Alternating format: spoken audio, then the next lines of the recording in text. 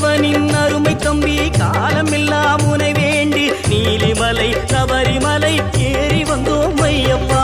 காடுமலை கடந்து வந்தோம் ஐயப்பா. உன்னை காண நாங்கள்